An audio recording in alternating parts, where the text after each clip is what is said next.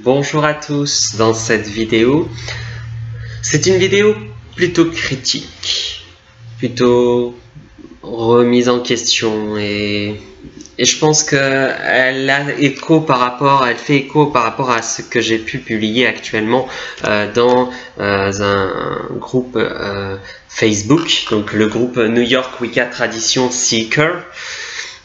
Je vais mettre une photo tout de suite. Donc voici le groupe Facebook en question, New York Wicca Tradition Seeker, rechercheurs et demandeurs.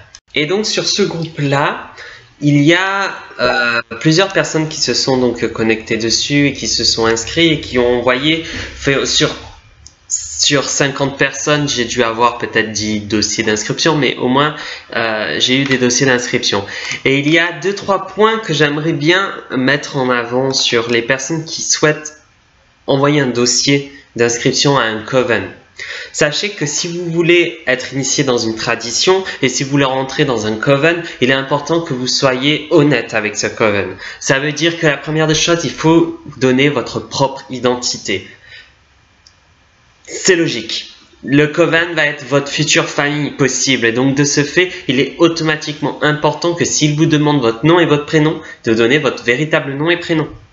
Les dossiers d'inscription dans beaucoup de groupes comme ça restent secrets. Il y a seulement les personnes qui sont haut placées, 3e degré dans la Wicca, qui puissent consulter ces documents ou les grands prêtres et grandes prêtresses de coven en lien avec votre région. Ça c'est aussi, je dois préciser. Donc, pour la New York Wicca Tradition, ma tradition de Wicca, il faut comprendre qu'il existe seulement 2 covens, un en Bretagne et le second dans le sud-est de la France, à côté de Marseille, à La Ciotat. Donc il est important que vous déplaciez. Deuxième point, le déplacement se fait 1 fois par mois. Ça, c'est impératif pour suivre des cours. Troisième point, et le point capital d'où cette vidéo, est le fait que quand je parle à beaucoup de personnes de suivre une tradition, les personnes ils disent « Ah, c'est génial !» et puis ils voient d'autres traditions, d'autres pratiques magiques et ils veulent suivre d'autres à côté. Ne jamais faire ça. Chaque tradition s'enseigne un par un. Si vous commencez à étudier le chamanisme, vous n'allez pas en même temps étudier le bouddhisme, en même temps étudier la Wicca ou le druidisme. Vous faites votre stage de chaman, vous faites vos années de chamanisme et après quand vous avez fini et que vous sentiez que vous connaissez le sujet réellement, à ce niveau-là, vous allez voir une autre pratique. On ne peut pas suivre plusieurs enseignements occultes, plusieurs enseignements traditionnels en même temps. Parce que c'est comme si vous étudiez plusieurs langues en même temps.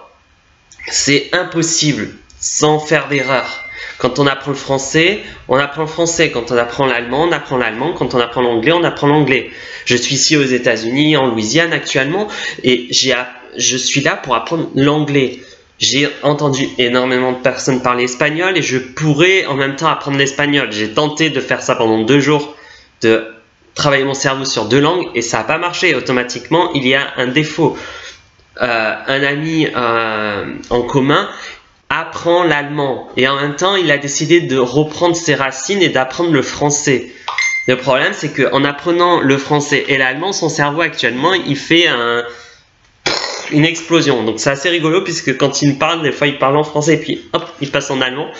C'est ça que je veux dire, c'est impossible d'apprendre totalement une langue en même temps, enfin plusieurs langues en même temps. Donc de ce fait, une tradition, une magie, un système magique, c'est la même chose. Vous devez apprendre un par un chaque tradition. Vous commencez votre cursus c'est fini. À ce moment-là, vous avez la connaissance de cette tradition, vous savez exactement comment elle fonctionne et là, vous pouvez vous permettre d'étudier d'autres. Et ça, c'est important. Deuxième point important, vider votre coupe. C'est une expression. On vide sa coupe avant de la re-remplir. Le cerveau est pareil. On a appris toute une technique magique de la Golden Dawn parce qu'on a été initié à la Golden Dawn et de ce coup, on veut devenir chaman. Ça ne va pas nous aider. Les comparaisons avec la haute magie, les piliers, les machins, ça va servir à rien, à part en dehors de faire chier votre initiateur. Donc, il est important de vider sa coupe. Ça veut dire toutes vos connaissances acquises, la vider pour la re-remplir à nouveau. vider, ça coupe. Et troisième point, soyez patient. Les dossiers, le temps d'être lus et étudiés, mettent du temps. Mais chose aussi très importante, tout coven traditionnaliste, tout société occulte qui travaille réellement la sorcellerie se connaissent.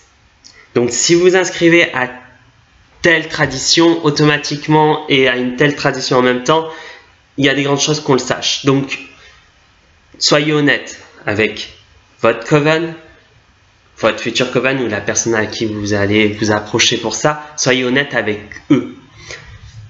En étant honnête, vous allez avoir plus de chances de passer qu'autre chose. Votre dossier soit passé. Par contre, il est important, deuxième point, de comprendre que ce n'est pas un dû, c'est un privilège. Et du principe du privilège, il se peut que la personne dit non, tu n'es pas fait pour cette tradition, va avoir cette tradition-là, et tu dis plutôt une autre. Mais celle-là n'est pas tienne. Et il faut accepter. C'est normal. Il ne faut pas considérer ça comme étant quelque chose de mauvais. C'est pas contre vous, c'est pas contre l'initiateur, c'est pas contre le coven ou la tradition. C'est juste que la tradition considère que la structure de la tradition n'est pas adaptable à votre culture, n'est pas adaptable à votre style de vie et automatiquement entraîne des difficultés d'adaptation pour le futur. Donc de ce fait, acceptez le fait que vous n'êtes pas fait pour cette tradition. Quand une personne vient me voir et dit « Ah non, mais moi je vois la déesse comme étant Lilith et Lucifer », je lui dis « Coco, la Wicca trad n'est pas pour toi, va avoir plutôt la Wicca luciférique. Ça aura plus d'impact sur tes ressentis que la Wicca traditionnelle, enfin la New York Wicca tradition. » Donc, il y a toute cette notion-là. Il y a aussi la notion du sacrifice, ce que j'en ai parlé dans ma dernière vidéo, des obligations.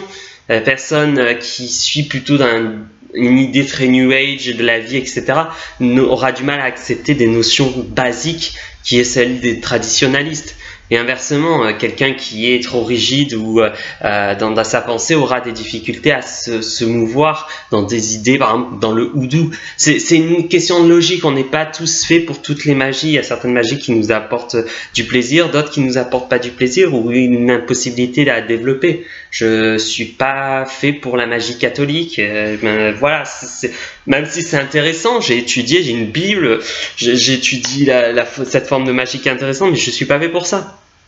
Comme le vaudou. Le vaudou, pour moi, c'est une tradition qui me fait fasciner, une tradition religieuse qui me fascine, mais elle n'est pas faite pour moi. Et je l'ai acceptée. Je l'étudie d'un point de vue extérieur. J'ai des amis qui sont gants, j'ai des amis qui pratiquent le houdou et le vaudou précisément de façon intensive. Et à qui je discute, on échange, mais je sais que c'est pas ma tradition, c'est pas un truc pour moi. Il faut accepter ça, le fait que quelqu'un vous dise non, c'est pas pour toi. Voilà. Donc voilà, petite vidéo rapide pour vous dire tout ça, et j'espère que cette vidéo vous fera écho dans votre esprit et vous fera comprendre des choses. Soyez honnête, dites la vérité, dites vos vrais noms,